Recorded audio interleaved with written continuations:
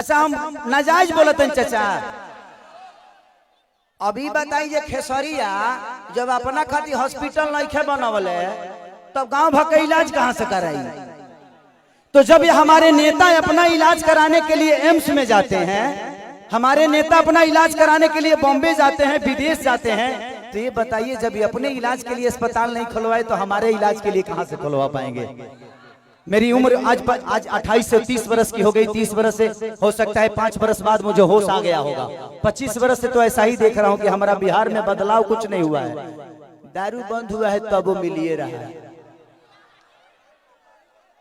इसमें दोष हम सरकार को नहीं देंगे क्योंकि हमारे पास रोजी नहीं है। हम अपनी रोजी ढूंढते हैं, वो चाहे हमें नशा में मिले या बुराई करके मिले या किसी का मर्डर करके मिले।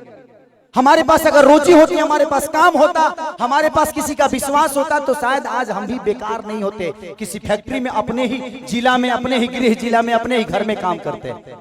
तो जब इंसान बेकार होता है तो वो गलत काम करता है। तो गलत काम तभी होता है जब इंसान फुर्सत में होला।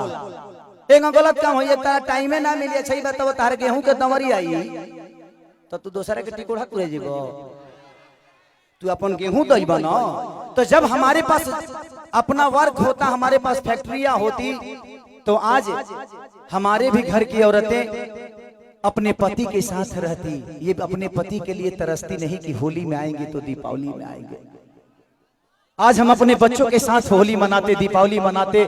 हमें दीपावली मनाने के लिए किसी का परमिशन लेना पड़ता है, किसी से लेटर देना पड़ता है कि सर हमको जाना है अपने बीवी के पास, छठ आ गया है। तो हमें तो त्योहार मनाने की भी आजादी नहीं मिलती है। ऐसे राज्य में हम पैदा हो गए हैं।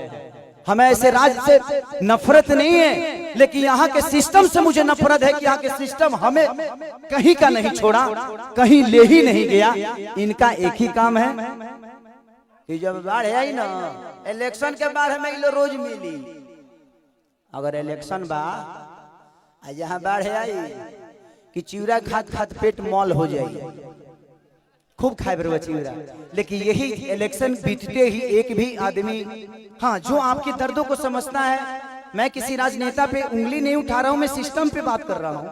आज अगर यहाँ फिल्म सिटी बन जाए तो मुझे लगता है कि खेसारी लाल यादव यूपी में शूट करने जाते हैं, वहां पे कम से कम 60 से 70 लाख रुपया भैया प्रोड्यूसर और डायरेक्टर यूपी सरकार को दे के आता है।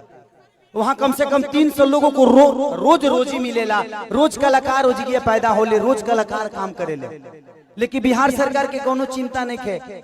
ये बताई खेसरिया चाहे जितना भी संपत्ति बनौले बा बॉम्बे में बनौले बा, अगर वह चीज बिहार में रही तो खेसरिया का सारा संपत्ति बिहार में रही ना, हम अपना परिवार के, अपना भाई लोगों के साथ रहते तो हमके भी तकलीफ होला। हमके भी अच्छा ना लगे कि हम दूसरा शहर में जाके, दूसरा राज्य में जाके दुगो रोटी कमाता नहीं।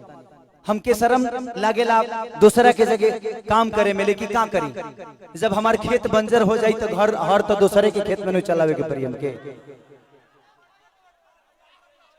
और हमारा खेत बंजर, हम किसान हो के भी इस खेत को आबाद नहीं कर पा रहे हैं, तो गलती हमारी है। गलती हमारी ये है कि हम जब इलेक्शन आता है तो खाली 2 फ्रूटी पिए लगे तो बटन दूसरा जगह चल जाता है। ये बताई खेसारी के बेटा बेटी खेसारी का लगे पैसा बा तो अमेरिका में पढ़ा दिए, लेकिन सबका लगे वो सक्षम तो नहीं खे ना जब अपना बेटा बेटी का अमेरिका में पढ़ाई।